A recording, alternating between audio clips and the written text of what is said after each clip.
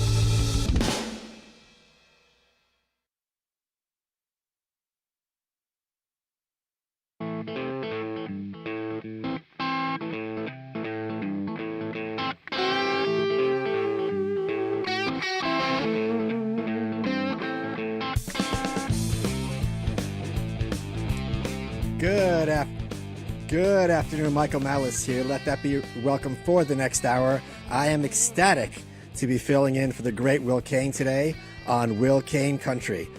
We have a couple of great guests coming up. Joe Machi, who is one of the best comedians out there, writes for Gutfeld, and Danny Polishchuk, who is the co-host of the Boyscast podcast, as well as host of Low Value Mail and The Bathhouse. I want to shoot to the producers, Dan and Patrick. How have things been going this week since Will's been away? Welcome, man. Good to have you. It's been interesting, you know. Thank you. Fill-in hosts have been doing a great job. We got Aaron Berg in. It was fantastic. Oh. Yeah. Interesting is Aaron always Berg. a euphemism. Yeah, I know. I caught myself saying it in my head. I'm like, you know what? Probably should use a better word than that. No, It's just a wet dream for me. It's like you get to book whoever you want, and I'm like, well, I want Aaron Berg, I want Tom Shalhoub, I want Tim Young, and I want to end it with a cherry on top. You know? Yeah. Well, I might have said that wrong. Yeah, I think you said that wrong. I think I said that wrong. I mean, a dream, just a dream, regular dream.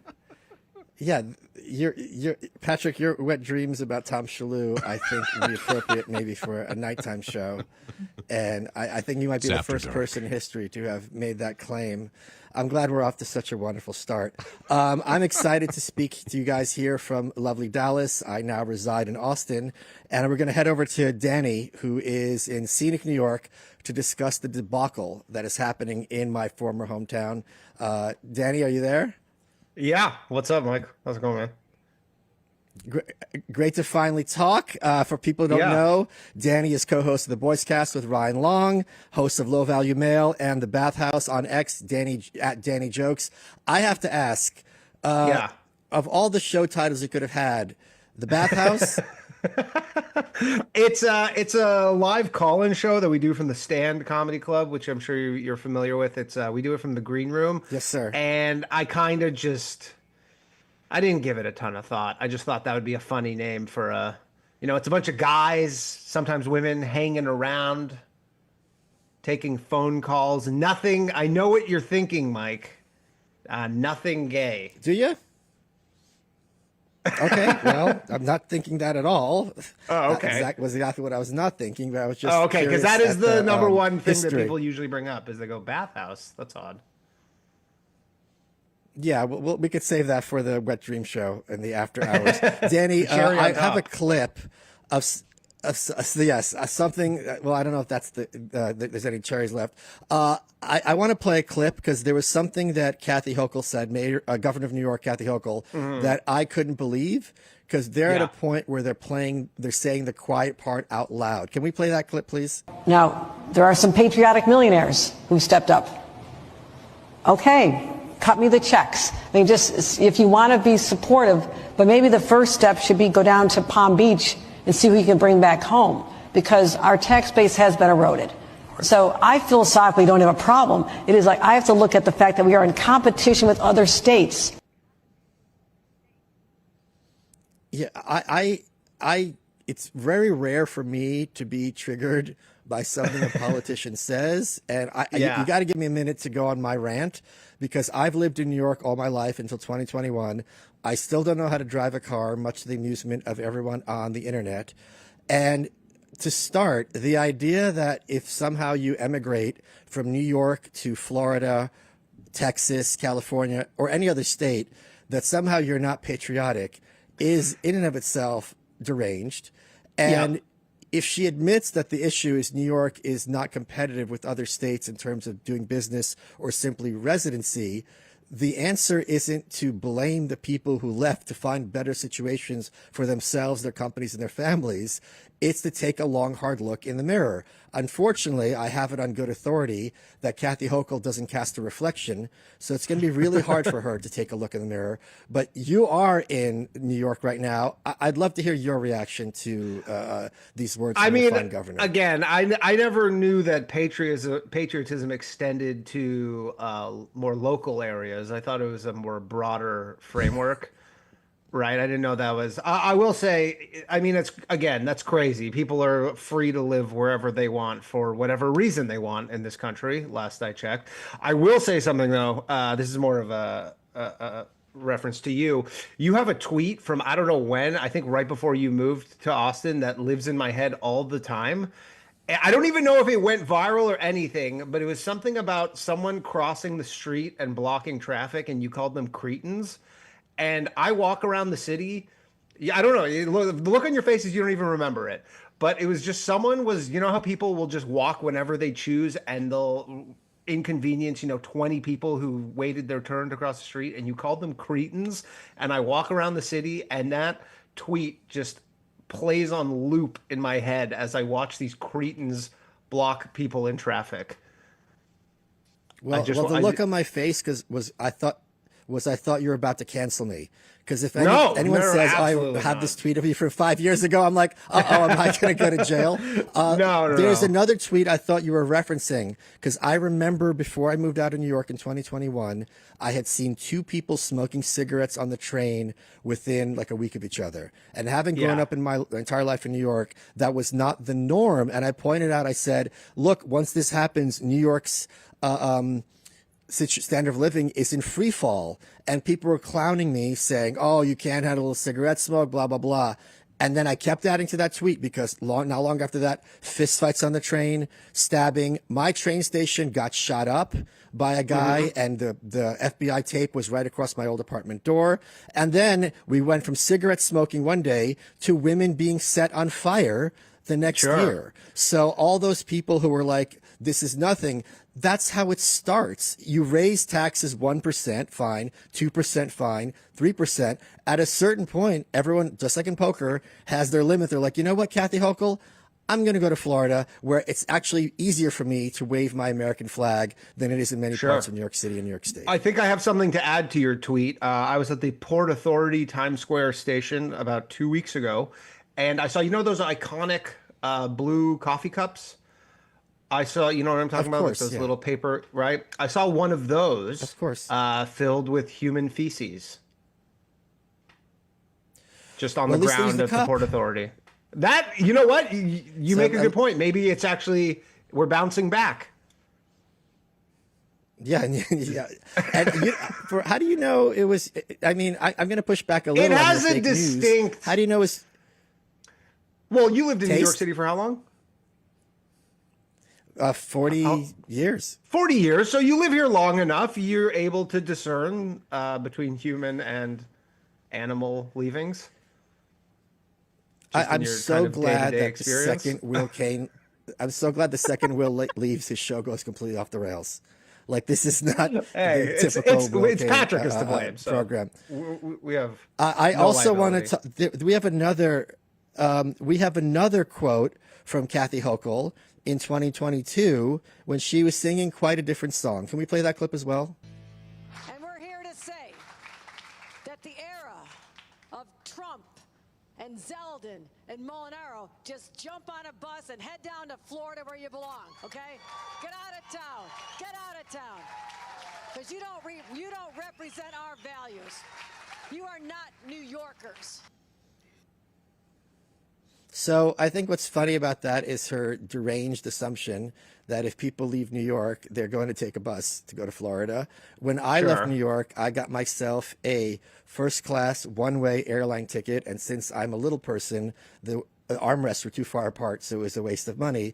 But point being, the people who left weren't like these MAGA people that she's imagining from the Midwest. There were, well, it's much easier, obviously, for a wealthy person to flee a state than someone who doesn't have resources.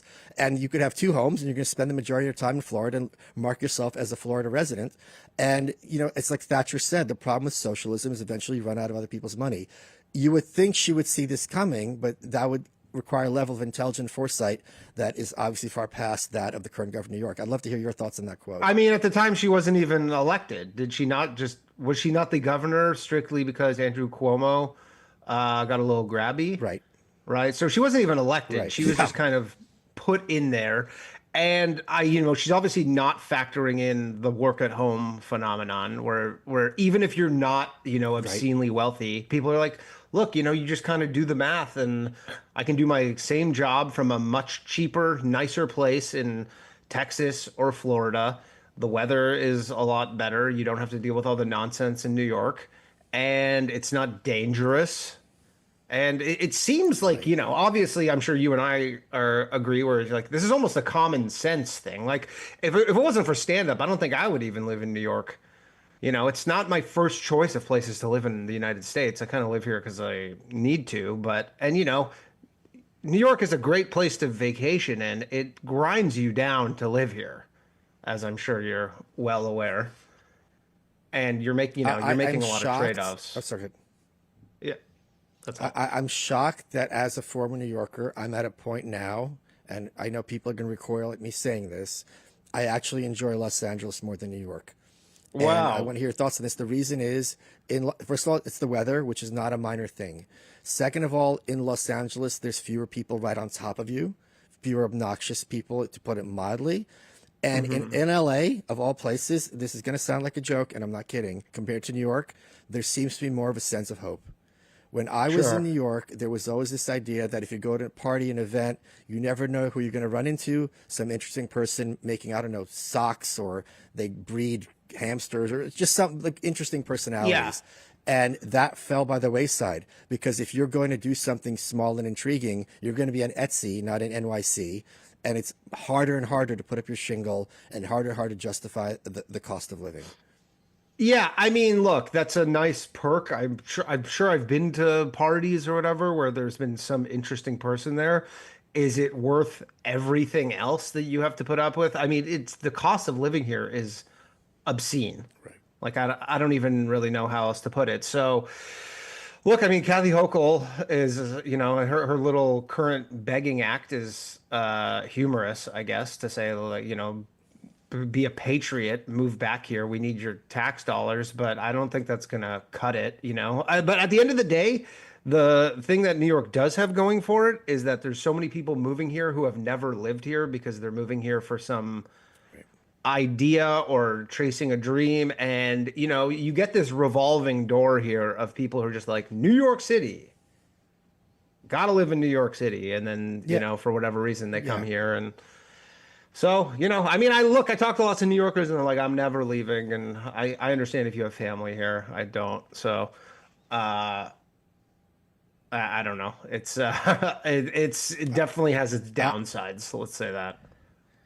I was those never leave people. That was me. I thought there's no way from my cold dead hands. And then for me, it was the vaccine passports and the idea that I'm going to have to show some form of ID to get sushi. I was like, I'm out. And everyone, like we said earlier with the taxes, everyone has their limit and their point at which, like, I can't do this anymore. And once you leave, it's exactly like an abusive relationship. You look back and you think to yourself, how did I put myself through this? Like, what was I thinking? It is very different for you. Obviously, there's a huge stand-up comedy scene in New York. You're aware of the situation you're in. You're not making any pretenses to the contrary. And I think something New Yorkers tell themselves is, oh, I can handle it. These other people are weak. They can't. I'm tough. But at a certain point, it's like, how many black eyes is it going to take until you're like, you know what? Maybe this is an ideal relationship.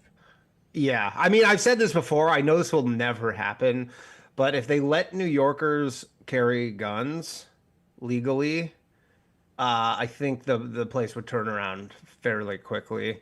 I think because there's like the element of living in Texas or Florida where you have to be a little more cordial just because you never know who has a gun. I think, Right. and maybe this could go completely sideways. But I feel like if they just let people legally carry guns in New York City, there could be some unseen benefit. And I say that as a Canadian. I think so the issue. I'm not even. But oh, good. I talking to Canadian. Good Lord, a new low. I'm going to push back a little bit because the issue I don't think is people having guns. I think it's the issue is having people recognize the right to use them.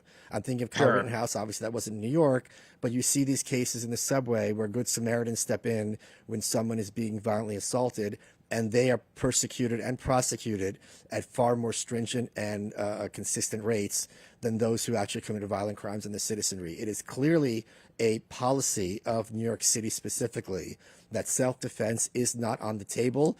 We saw this where a woman had squatters in her house and she changed the locks and the cops were called on her and they took her in handcuffs because it's the squatters who have to be protected and not the homeowners. There is a systemic assault on the right to protect yourself and your family in New York. And that's one of the reasons I moved. If you did have that gun in New York City and you used it, God help you. You would clearly be viewed as the criminal and probably called a white nationalist in the process. It's the same thing that's happening in Canada actually right now. I don't know. I mean, I could see the disdain for that country on your face, but so I don't know how much you follow it. But there was an incident somewhere in Ontario. Yeah. Somewhere in Ontario where a guy broke into somebody's house with a crossbow at 4 a.m. to rob this guy's house. The guy who owned the home, I guess, took the crossbow from the man and then ended up stabbing the guy. And then they ruled that he stabbed the guy too many times and therefore was charged with, I don't know if it was like, it wasn't murder because he didn't kill the guy, which was his mistake. Because even the premier of Ontario, Doug Ford, was like, you want to finish the job. That way he can't sing, essentially, which is a crazy thing to come from, like a elected official. But essentially, because there's like this home invasion like wave in Ontario where they just don't prosecute them. And people are like, what are we supposed to do? To the point where they're like, leave your car unlocked so people can just easily steal it. That way you don't have to worry about getting in some sort of confrontation. It's crazy. And, New York is a similar vibe. But for Kathy Hochul to just say, hey, it's your patriotic duty to come back here and pay obscene taxes is crazy. But I don't expect much more from her. Can we take a break for a second and talk about Doug Ford? Because his brother, Rob Ford, I think, is the greatest politician of any of our lifetimes. I made a movie about him. People who don't know Rob Ford. Oh, did you really? There's a movie. You can find it on the internet. It's called Filth City from 2017, and it's about a crack-smoking mayor from Toronto. And it's a full feature-length film. Doug Ford. I was just going to say, sorry, Doug Ford threatened to run me over with his car on television for making the movie. He was very upset about it. Rob Ford, his late brother, was caught smoking cocaine, literally. Yeah. And his defense was, yes, I admit I smoked crack cocaine, but it was during one of my drunken stupors. Yeah. And a lot of videos. Man should be president. Yeah, I know. And a lot of videos came out where you're like, he was in a lot of drunken stupors. He used to at one point, he was being investigated by the Toronto police for murder. And they had a helicopter that was just following him around constantly. And this is the mayor of the 5th largest city in North America. Okay. On his way to City Hall, he would stop at the liquor store, buy like a little bottle of vodka, then he would drive. This is by himself. He would drive to his elementary school that he went to. He would go park, walk into the woods, drink it by himself. He's being surveilled this entire time. He would drink it by himself, then get back in his car and drive to work. Legend. There's also, I remember, a footage of him trying to throw out a football, and as he threw it, he just fell over. Yeah, he fell over. Yeah. He was a very high center of gravity on him. He was literally Chris Farley. He even looked like Chris Basically. Farley. He was hilarious. Yeah, I mean, he had some personal problems for sure, but And there's some really vulgar lines about him being accused of an affair, which we cannot repeat on the show. we cannot. Family show. We're No, already skirting but the you line. can find it on But YouTube. And if you want to see, I was gonna say, if you want to see one of the funniest things, you know that DJ Deadmau5? Have you ever heard of him? He's a very famous DJ. So he lives in Toronto, and for a while he would do this podcast in his Ferrari, where he would do a podcast where he would drive around Toronto in his Ferrari with a guest, and he would always go to Tim Hortons, which for people who don't know, it's like maybe some of the worst coffee on earth, but it was a Canadian staple. And Rob Ford's already did an episode with him, and it is hilarious. He could barely fit in the car, and they're just driving around. It's so funny. I'm going to ask you one last question before you head out. People gave me heat because I donated money to John Fetterman to win the Pennsylvania Senate race. Every day I get so many emails. Never seen so many emails. People are like, how did you see this coming? You were right. This guy's amazing. I'd love to hear your thoughts on, and this is why I also wanted Jasmine Crockett to win the primary, because I knew it would be a good show. I'd love to hear your thoughts on where Fetterman is in contemporary politics. He seems like to me at least, just a true kind of centrist. He doesn't really seem to, strictly toe party lines. That's kind of my read on it, is he kind of just calls it like it is. He's more of an umpire, and if certain things he agrees with, he goes with that. And I mean, I know the Republicans seem to love him because he's just not like a brain dead Democrat, but well, he is. But he is. Yeah. Well, that seems to be the secret sauce, I guess. But that's my read on it, is he just kind of, he's not super tied into his, party politics. He just calls them like he sees them, which. Yeah. I just saw a quote from him yesterday where he was on a podcast, and he said paraphrasing, the Democratic Party doesn't have a leader. They're governed by TDS. And I'm like, accurate. I have called this. Yeah, I called this one so well, I should be buying lottery tickets, because I've not seen any such return on investment as I've had with donating Fetterman. I'm very proud of myself, patting myself on the back. Yeah, there you go. I mean, one last question before I let you go. I know Democrats hate him for it, but I'm sure they don't love hearing that. But yeah, go ahead. One last question for you. I think Mamdani, the new mayor the boy mayor of New York City, is nowhere near as bad as many people feared he was going to be. Correct. During the primaries, he obviously stole, in a sense, the nomination from the establishment party hack, Andrew Cuomo. He got in, I thought, day one, just like Trump on day one and Biden on day one. He'd be like, look, I'm a Democratic Socialist of America. I just put the Democratic Party cloak on to get through to the voters. But now that I'm here, I'm going to govern as DSA candidate. I have not seen him do anything that a liberal Democrat wouldn't do. And in fact, the fact that he's in the White House shaking hands with Trump more than once, when Governor Gretchen Whitmer of Michigan was in the Oval Office, she was covering her face with a file folder so as not to be seen, which I don't even understand how that would work. I'm curious as your thoughts, someone who's on the ground, if Mamdani is better, worse, or about as bad as you had feared. Well, nobody could be worse than de Blasio. That's kind of the high water mark, in my opinion. Right. Yeah. And you know what? I get this a lot from people asking me, like, I'll go on the road doing stand up and people are like, is it really bad there? I'm like, no. Look, he's only done really one thing so far, which was paying locals to shovel the snow.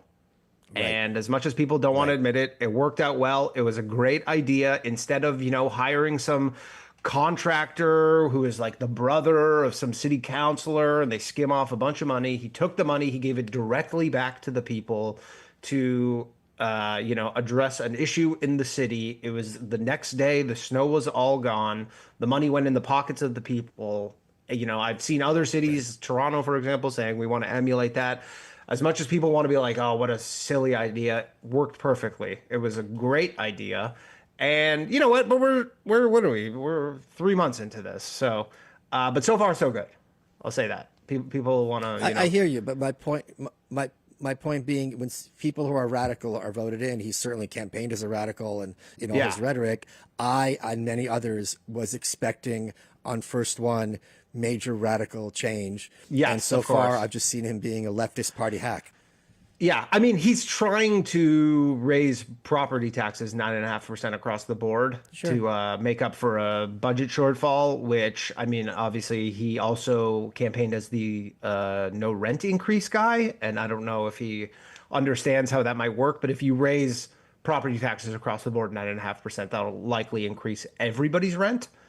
I don't know if he's looked that deep into it, but I mean, again, he needs a lot of the stuff that he campaigned on. He needs the state to assist him with. He can't just go unilaterally do this stuff. So for the stuff he is allowed to do so far, there's no free buses yet.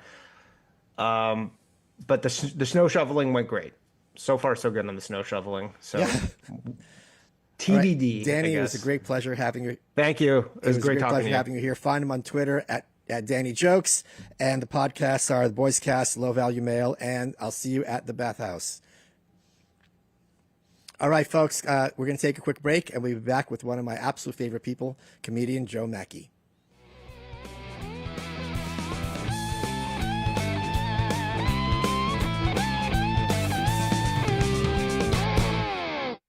She's built a career taking on the toughest cases. Now, criminal defense attorney Donna Rotuno steps out of the courtroom and into the headlines, breaking down the biggest crime stories, shocking the nation. We're hearing reports that the shower was full of blood, there was blood on the curtains. Uncovering evidence, strategies, and the moments that decide guilt or innocence. This is Crime and Justice with Donna Rotuno. New episodes weekly. Watch and listen on YouTube, Apple Podcasts, Spotify, or wherever you get your podcasts. Every weekday, it's your go-to source for staying informed and entertained. The Fox News Primetime Highlights Podcast, offering a curated selection of the most impactful moments of the Ingram Angle, Jesse Waters Primetime, Hannity, and Gutfeld. Listen and follow now so you never miss a moment of the action-packed highlights from these must-watch Fox News Channel shows. Go to foxnewspodcasts.com or wherever you listen to podcasts. America's listening to Fox News. From the Fox News Podcasts Network. Listen to the all-new Brett Baier podcast featuring Common Ground, talking to lawmakers weekly from opposite sides of the political spectrum about the issues of the day and how Americans can find common ground in a politicized world. That's just not happening on Capitol Hill. It takes leadership, right? Yeah, it absolutely does. Along with all your Brett Baier favorites like the campaign, the candidates, the all-star panel, and much more. Available now at foxnewspodcasts.com or wherever you get your podcasts.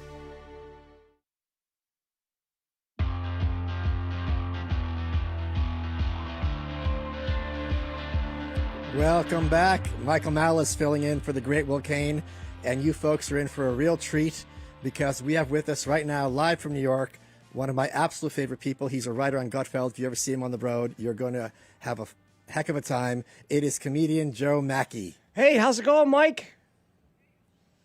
It is going superb. Joe, I was talking to producers earlier. I think I got a good Joe Machi impression down.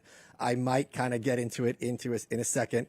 One things I want to talk to you about is when you write for Gutfeld, as you do, you obviously have to be on top of the news and can you talk a bit about how you take news and break it down to make jokes? Because it's really kind of hard to kind of digest the idea and also get into a punchline. Yeah, well, one of the things is like when I first come in the morning, I like to come in fresh. I don't like to have seen the news, and then I like to read the story and then write the worst, meanest thing I can think of, and then dial it back and flip the logic. So my goal is to try to say something that hasn't been said 1,000 times already on X or social media or whatever, and that becomes really challenging. But like today, there was a story about a woman in Florida being thrown out of. They're trying to evict her because she won't leave the hospital, even though the hospital says she's healthy. So I try to write a joke where it's something no one else has said. So the joke is from Greg's perspective. I have the opposite problem. I have to throw unhealthy women out of my house. So I don't know if it's going to get in, but like that's a mean thing to do. But I put it on Greg, and you're not going to see that on X. That's what you want to do when you're trying to write jokes in the age of the internet. One of the things that is frustrating for me, being a Gutfeld regular, there's a studio audience there. It's, I think, mostly tourists from the Midwest, really fun, friendly, fun people. But a lot of times, I've talked about this with Kat, I've talked about this with Greg, I'll have a line that I think is kind of funny, and it just dies. And I remember, there was those two terrorist kids who threw a bomb next to Gracie Mansion. And I made the joke that, it's a good thing Grok doesn't speak Arabic, because then they could have looked up how to do it correctly. And I thought it was red meat. I said, do you know what else doesn't speak Arabic? The Constitution. And silence. And I was like, come on, this is for you guys. So is it frustrating for you sometimes writing something you think is like gold or like a home run? Yeah. And then it's just crickets? I totally relate to that, because a lot of times the Gutfeld audience seems to me more like of the Five audience, they're older. Yeah, oh, that's right. Their views of stand-up comedy and jokes are older. So when you come in with like a almost anti-comedy punchline like that, that's great in the clubs or great on podcasts, it doesn't really translate, even though I think if they thought about it, it's a pretty funny take. It's just that, like, in the moment, they're like, I don't know where he's going with that. But yeah, I definitely know what that means, what that feels like. Trust me, if you want to talk about jokes not working, I'm the guy. So, so speaking of lines that didn't work, there's hearings right now, or yesterday, of Mark Wayne Mullen, who's being nominated to replace Kristi Noem. He got into it with Rand Paul, and there's a quote. I wanted to get the exact quote because I was kind of shocked when I read it, because a lot of times you see these quotes in the news, you're like, what's the real quote? What are people saying? I wanted to read the exact quote. So this was Mark Wayne Mullen about Rand Paul. He said, quote, "I respect Bernie Sanders because he's an open socialist, and you know that he's a communist, so you know what you're getting. Rand Paul is a freaking snake, and I understand completely why his neighbor did what he did, and I told him that to his face." Now, let me break this down a little bit. Rand Paul is a libertarian.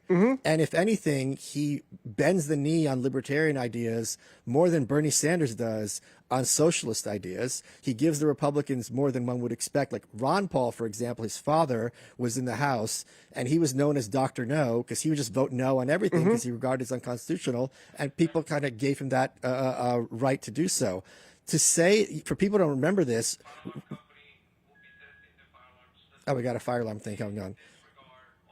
This is great. Rand Paul was assaulted by his neighbor. Rand Paul was assaulted by his neighbor. He got several ribs broken. I think they take out a piece of his lung. For people who don't know, breaking your ribs is like other than like a kidney stone, is one of the most painful things out there. To say, I understand why his neighbor did what he did is, to me, crazy. But to go up to someone, like, if that happens, you know what? I understand why your neighbor did what you did. This is someone who's really got a screw loose, in my opinion. I'd love to hear your thoughts. Yeah, he's trying to get confirmed in a law enforcement position. And he talks about how he empathizes with the person who assaulted a U.S. senator over politics. That's not a good look. I mean, you're replacing someone who shot a puppy and wrote about it in her book like it was a good thing, like that was going to make her popular. So 6 in one, half a dozen in the other. But yeah, that's bananas. Rand Paul, I mean, he was MAGA before MAGA. And Mark Wayne Mullen, if I'm not mistaken, he threatened to fight someone in the Senate already. So you got to question what the thinking is. Where there's, 330 million people in this country, and this is the guy. Couldn't we pick someone that hasn't tried to fight someone in the Senate? I don't know. That seems like a low bar, but shooting a dog to that. But fair enough. But part of me is a big fan of back in the day when senators used to cane each other into oblivion on the floor of the Senate. But I also, it's just that was when the Senate was elected by the state. I almost said erected. Elected by state. The state houses, the state legislature. And then when they switched it to the people voting for these 6-year terms, the Senate became much more corrupt. So it was almost a different era. The Senate had a lot more integrity back then. Now you call someone when they were caning each other. Yeah, now you call someone a snake. It's almost like, yes, I thank you. I'm a very good snake. I'm also I am surprised that this was the pick. This leads me to another point: the filibuster. I made the point. Something that I want to hear you talk about is sometimes when there's a complex idea, it's really hard to get it through, even as a joke. So let me break down the filibuster. The Democrats voted to abolish the filibuster, and they would have had it but for 2 votes. Joe Manchin of West Virginia and Kristen Sinema of Arizona, both who became independents, left the Democratic Party. If they had voted for it, they would have passed it. My point is, I don't understand how conservatives take what Democrats say at face value, because many of those Democrats, in my opinion, voted for it knowing it was going to fail. And Kristen Sinema, in her book, said this explicitly. She said, 5 or 6 Democratic senators were, quote, hiding behind my skirt as she pushed back. Because if I'm a senator and the filibuster goes away, I can't be Rand Paul. I can't be Thomas Massey. My one vote matters infinitely less. Whereas now, especially in the Senate, if I'm one senator and I want to make a fuss, I can really put a cog in the machine. I'm thinking specifically of when Trump got elected and he put forward Matt Gaetz to be Attorney General. And it was very clear that 2 or 3 senators called up John Thune and were like, we're not voting for this guy. And the nomination was pulled. The power of Murkowski and Susan Collins of Maine are both disproportionate. They're just one vote. But when you have that filibuster, that one vote matters. If you lose the filibuster, then all of a sudden I'm just a rando with the other members of my caucus. And I think a lot of these Democrats are far more interested in personal power than they are in the Democratic Party. But when you try to tell this to people, they can't see it. Well, yeah, and it goes both ways. John Cornyn is pretending to support the SAVE Act right now so he can get Trump's endorsement to get elected again and then stab him in the back again. I think what people forget, there's a lack of foresight in getting rid of the filibuster because gridlock is usually good. I think of the Patriot Act. It's like when the government makes a law, it usually is bad. That's the way I look at government. And Republicans are facing a challenging midterm.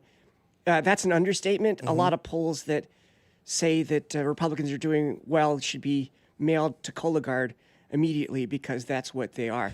But we're heading into nuking the filibuster right before you're heading for a massive congressional and most likely Senate loss. It's ludicrous, and 2028 is going to be challenging for Republicans as well. I was at the gas station yesterday. Gas is near $4, and I saw a Trump sticker saying I did that, pointing at the gas prices. And one of the only things Biden did that was smart during his entire term was drain the strategic oil reserve to try to lower gas prices, because most people don't pay attention, but people notice that. And not good long-term thinking to nuke the filibuster. Yeah, because people don't realize if the new filibuster gets nuked today, you don't have a working House majority. The Republicans have a 1-seat majority. You can't count on Massey, so you're not going to get anything through. Now, the argument is, well, the Democrats are definitely going to do it, so we should do it first. Even if that were true, if you nuke the filibuster today, I don't see what you're getting through the House. It's going to be barely anything. The filibuster's in the Senate, if I'm not mistaken. Right? No, but my point is, if you have to have a bill, right, you have to get it through both houses. Right. But you can't get the MAGA agenda through the House right now. You don't have the votes there. You're going to get. It'll be easier to get it through the Senate, but how are you getting anything through the House? I would argue that the House isn't even interested in getting through the MAGA agenda. I don't know what that even is anymore.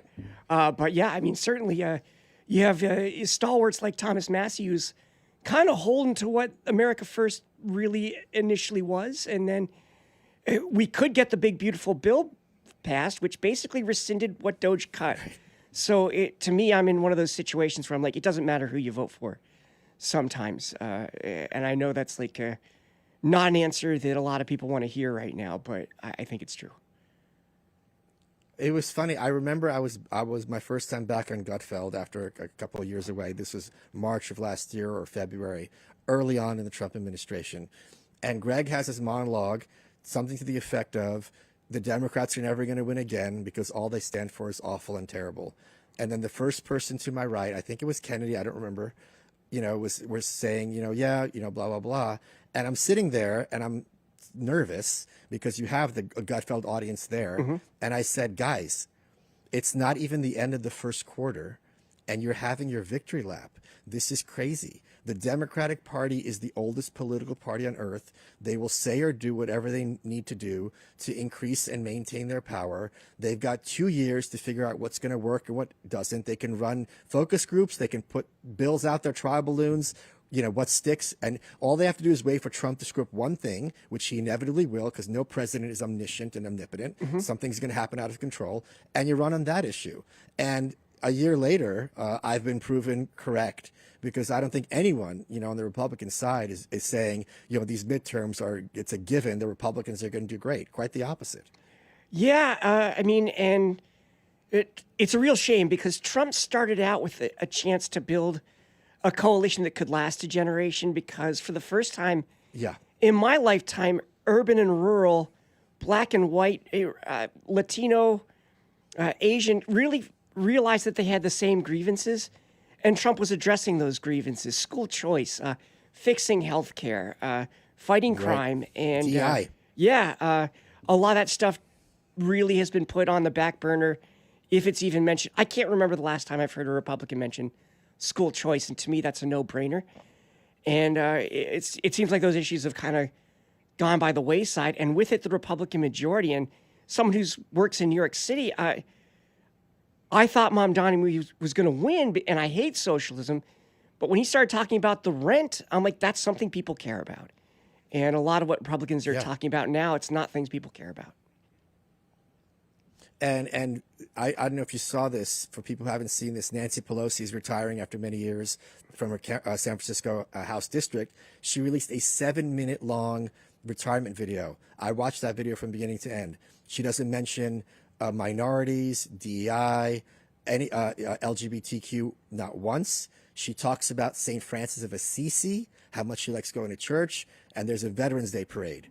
So Nancy Pelosi, for whatever people say about her, has been superb at getting the Democrats to get their agenda through Congress. She's probably the heaviest hitter that they have, and she saw the writing on the wall. We saw this happen in Virginia. The candidate was asked some question about so-called trans kids, and she immediately pivoted to, what about, groceries and putting food on the table? That's what my voters are concerned about. And my opponent doesn't have a plan. Winston Earl Sears doesn't have a plan. And she won by the biggest margin for Democrats since, I think, the 80s or 70s, including the biggest margins in the Virginia state legislature. So if Democrats run on this issue, gas, putting food on the table, which were historically conservative issues. Reagan in 1980 looked at the camera and asked people, hey, are you better off than you were 4 years ago? Is it easier to buy food in the store? Is it easier to fill up the tank of gas in your car? And he got a huge electoral mandate, including the first Republican Senate since the 50s. This was 1980. So if the Democrats stick to this path, it's not going to look good for the GOP. Right. And some of Trump's success has a negative effect, because I think the pendulum is swung against trans. So once those issues start to go your way, you kind of value them less at the ballot box. Same with the border. He hasn't done any enforcement on workplace enforcement, but people think the border is far more secure than it was. So that could actually hurt Republicans a little bit. Going back to past politicians, look at what starting wars has done to the electoral prospects of Republican presidents. George Bush 1 and 2 we ushered in years of Democrats. So, it's not looking bright. I'm hoping Trump can return to kind of right-wing American populist politics. I don't have much faith in the Republican Party, because a lot of Republicans never believed that. John Thune, Mitch McConnell never. A lot of these people that were against tariffs, tariffs work very well. I don't understand why we're not trying to do anything legislatively. We've done a lot with executive orders, but very little of what Trump's done has been codified. So in a couple of years, we could have a boomerang back to left-wing globalism. So I worry tremendously about what the Republican Party can do, because it's the only hedge against that in any way that's effective. I mean, I love my libertarian friends. It's just pulling at 3%, it's hard to get stuff done. It's also something that's another big concern, and a surprise he hasn't retired yet, is Clarence Thomas, who is getting up there in age. We, of course, wish him and all the Supreme Court justices good health, but everyone remembers what happened with Ruth Bader Ginsburg, who got replaced with Amy Coney Barrett. And Scalia before that, yeah. If something happens... Right. So it's very easy for... Right now, there's, 53 Republican senators. I don't think Susan Collins is particularly reliable. Murkowski, you cannot rely on her at all.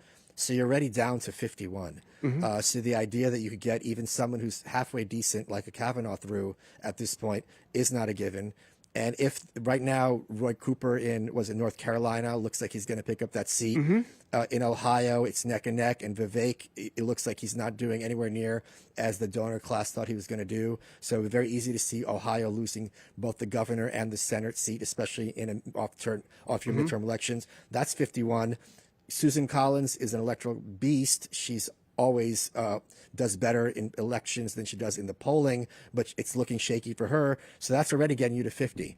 So, and then if you have 50 and one of them's Murkowski, you don't really have a Republican House majority in the Senate. So if you're going to try to get a Supreme Court justice through in the next 2 years, good luck to you. Yeah, and they could also pull the Mitch McConnell and not even vote on the nomination, just withhold it. So we have 8 justices. So it's it's not looking good. I'm hoping that Trump can course correct and start talking about things that matter to Americans. I don't have a lot of faith in that happen, but Trump has fooled me before when he's reversed course correctly. So I still hold a little bit of hope that he can do that again. But yeah, Vivek, I'm curious to hear your thoughts. I was going to say Vivek insulted American workers, so that's a hard way to win an election. Repeatedly. Yeah, it's hard to win an election as an America First candidate when you do that. Even though Trump won Ohio especially big. in Ohio is a lot of industrial. It's one of those classic rust states, but there's lots of factory blue collar people there, and they do not, and I do not blame them at all, like being talked down to. No one does. It's just gratuitous and counterproductive. I'm curious to hear your thoughts. There have been several articles that seem to have been placed.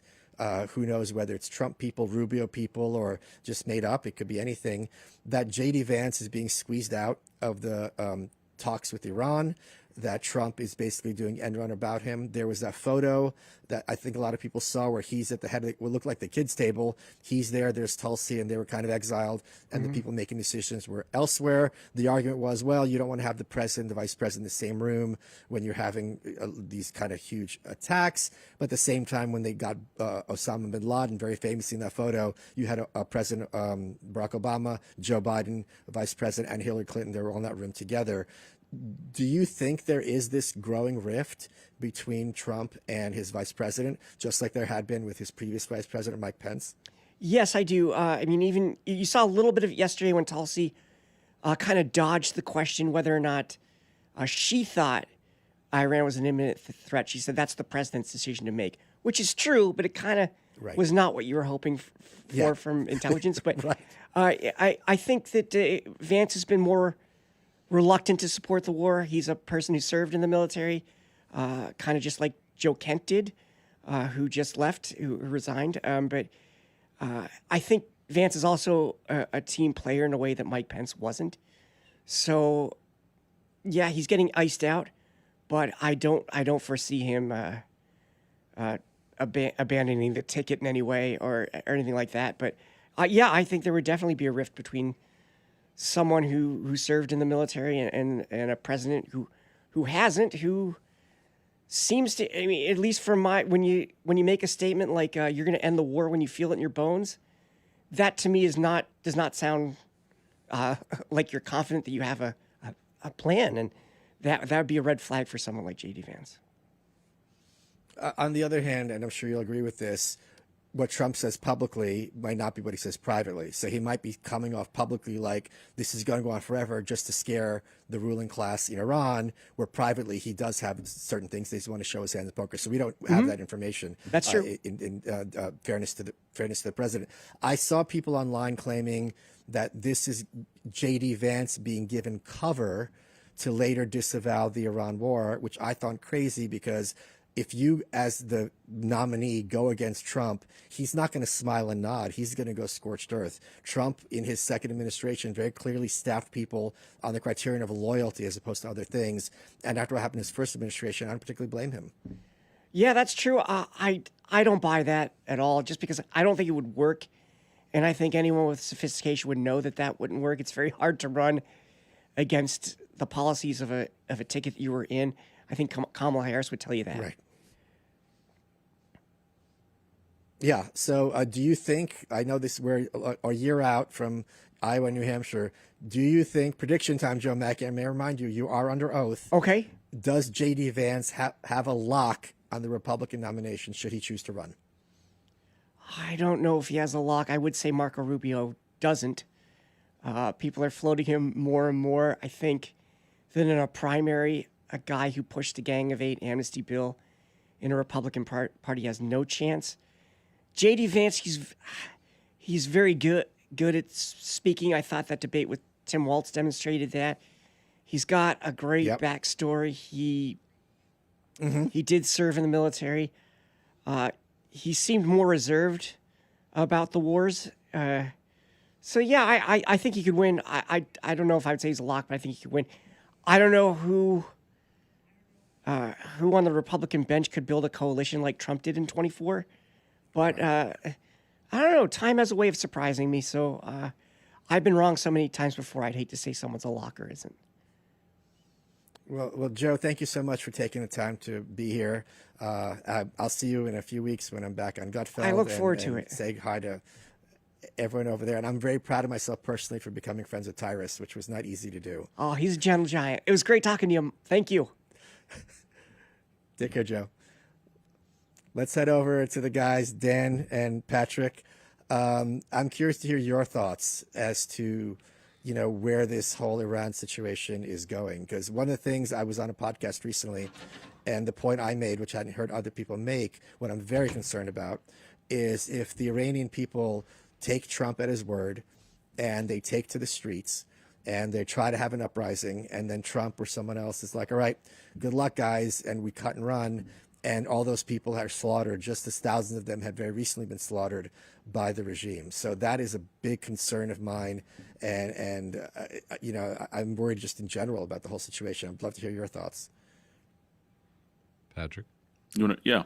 So I completely agree with you. I think that one of the things that made Biden really look terrible was his Afghanistan withdrawal and just everything that happened with that. I think Trump knows not to do something like that. So I'm hoping that, he's not going to just lead sheep to the slaughter, but you just never know with these situations because there's so many variables that you just don't know how to predict. You can't predict. And the other thing is, if it takes too long, it's bad. If it's too short, it's bad. So the just right porridge is going to be tough for him.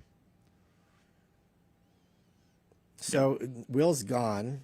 He's on vacation this week. I thought it'd be a good opportunity to talk about pull the curtain back a little bit and talk a little bit about what it's like working for him.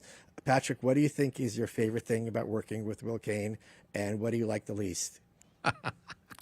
I'll start with the least. So I don't like when he thinks that he needs to quit nicotine because he's an addict. But if he ever gets off of it, he gets very cranky. Look out. Great answer. Look out. Very cranky. The best thing is we're just so simpatico. Like we just kind of jive really well, and we just work really well together. And it's like I couldn't even imagine working for somebody else. So I just really enjoy, just being on the same page a lot with him about not sports. Sports, we don't get along. We do not jive at all. Trash sports takes, but yeah. But that's if you're telling me you can't imagine working for somebody else, that's just you confessing to being unemployable. Yeah, that's what I was thinking. I was like, wait, you can't do that anywhere else? Can't even imagine it? Yeah.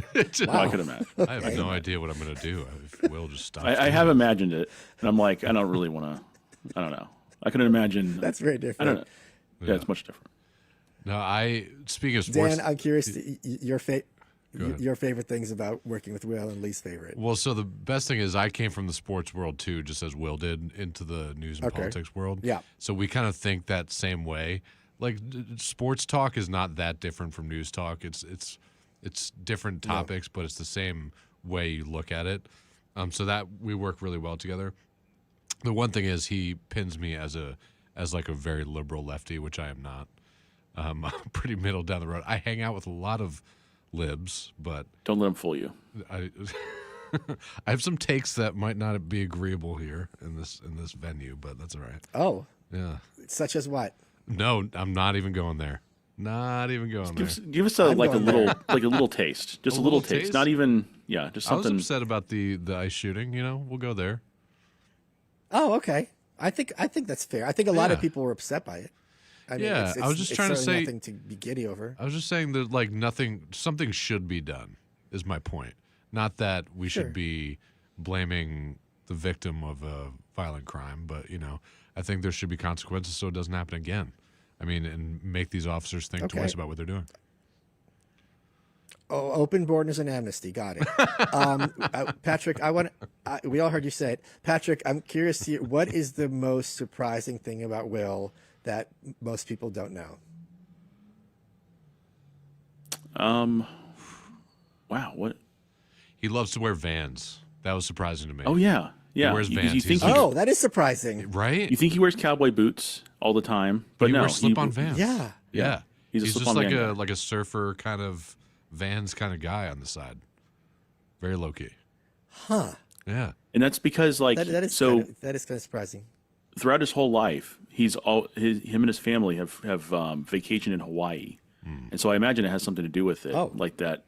So it's like he's a country guy because he's from Sherman, Texas, just north of Dallas.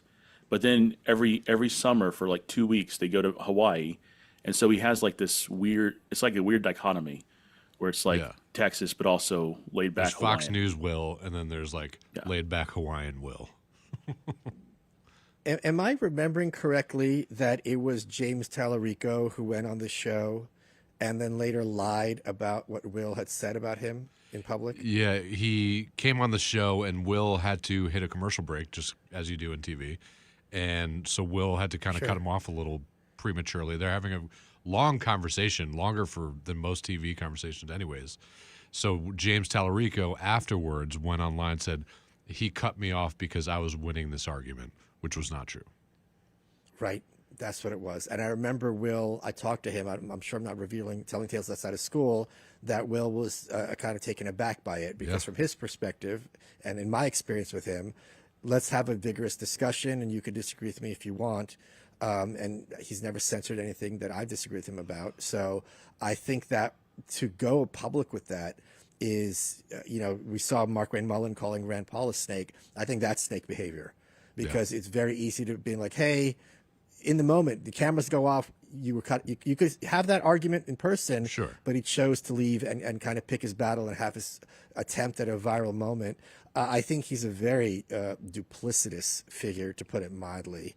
I was very much rooting for Jasmine Crockett, who I think would actually do more for Texas than Tallarico, and who would have been super entertaining. For people who don't know, Jasmine Crockett comes from money and is highly educated, and her entire politics is entirely performative.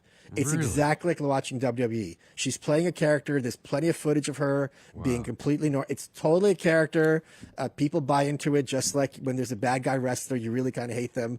And compared to him, I think he is much more sinister, Tallarico, much more dangerous. And those are the kind of people who, where they have that mask, can really do harm. I think in many ways he's a more duplicitous Gavin Newsom. Yeah, and we would love to have Jasmine Crockett on the show. Will is just dying to. He has a Jasmine Crockett for a Senate shirt, so he was a big fan. I suggested Tallarico, but I don't think Will wants to go down that road anymore. I don't blame him. Do you? No, not at all. He already canceled once. If you go on someone's show, and instead of having someone who's identifies with the other political ideology, and you're allowed to put forth your views, even if you're cut off, to later be welcomed back, is just like, what kind of person are you? So I think we all know the answer to that, to be honest. Not to change subject real quick. I want to go back to this New York conversation you had beforehand, because I live in New York. Sure. And you lived in New York for a long time. Okay. My wife and I were going to move into the city, And we decided to move right outside in Westchester County, and I think it was the best decision. Okay. Because I'm in my 30s. I mean, it was in my early 30s at the time. And I think it was the best decision. My wife had lived there in New York City for a long time, and she said the same thing, that it slowly got worse up until, COVID 2021. And then we decided to move outside, and I think we made such a good decision, especially now. Yeah, every time I go back, I am filled with a combination of rage and disgust. Yeah. Because this is a city I loved so much. And one of the things with COVID that really, I talk about this all the time, that really got to me is all the places I loved. Since I was a kid, they couldn't survive COVID. I remember vividly in 2008 when all the banks were bailed out, but these mom and pop stores where some immigrant from 1910 from Italy set up a sausage store, or there's an ice cream store or pizzeria, they couldn't handle months of paying crazy rent and no income, and nothing was done for them. And it just, for people who I think underestimate to what extent the Democratic Party as well as the Republican Party is governed by corporate hacks who answer to big business, and despite their rhetoric, they do not care at all, especially the Democrats on this issue, about small and medium-sized businesses, because they're not getting donations from them, and New York is bearing that out. Mamdani cares much more about poor people, the poorest of the poor, sure, especially prisoners. God help us if he lets people out, like he's talked about. I get worried walking here every day. Those special businesses that make any city unique and give it a sense of character, and that are the backbones of any kind of given community. And it's interesting because I've voted Democrat in the past, and this is really turning me off to what this party is. Like, this is, and friends of mine who are, a little further left are like, yeah, let's go, Mamdani for mayor and all this stuff. And I'm just like, I don't understand what you guys see in this and what you guys want to get out of this, because to me, it's just not the way, and I'm here day to day, and I just think it's the wrong direction to go. Do they have an answer for you? They just think they want to help the little guy. That's like the Democratic Party thing. They want to help the homeless. They want to help the downtrodden, and it's just like they forget about just everybody else living their life and just trying to get by and survive. I mean, I get it. It sounds nice, but They also forget that poor people are the most likely to be victims of crime, sure, especially violent crime, least likely to have access to police resources or investigations to kind of be made whole. And for what I was mentioning earlier, there is this kind of movement. I forget who in his cabinet was talking about decarceration, meaning we've got too many people in jail. Sure. Let's let them on the street. And we're seeing what's happening in New York, where to get to jail, you really have to be over the line. So that is my biggest concern. And the people who are going to get hurt the most are females, who are much more likely to be the victims of certain kinds of assault. And this was New York like in the late 60s, early 70s under James Lindsay. And God help them if that kind of old New York comes back. It's something I worry about constantly. Yeah, same. I mean, my wife works down in Soho every day, and I get worried that she takes the subway every day, Because one of the things I think people forget is like how New York used to be. Like, like in New York in the 60s, 70s, and into the 80s. Was it bad in the 80s? Who was the guy who shot the guys on the train? Yeah. You remember that guy? Oh, God. I'm blanking his name. Yes. Brain fart. I'm having a Biden moment. I'm sorry. Well, I don't remember either. So, but, very famous vigilante. But, like, you had to have that vigilante justice because of just how bad things were. And, that's why I was concerned about the rise in crime now, is like we're getting back to that kind of that era, the major cities. So I hope I did a good job filling in Will Cain's Vans. I'm not wearing Vans at the moment, although I do have some at home. Everyone at home, will be back next week. Thank you so much for joining me. I'm Michael Malice. You can find me on X at Michael Malice. I'm going to spend a day enjoying the lovely city of Dallas. And for the rest of you out there, I hope you have a great and wonderful, healthy weekend.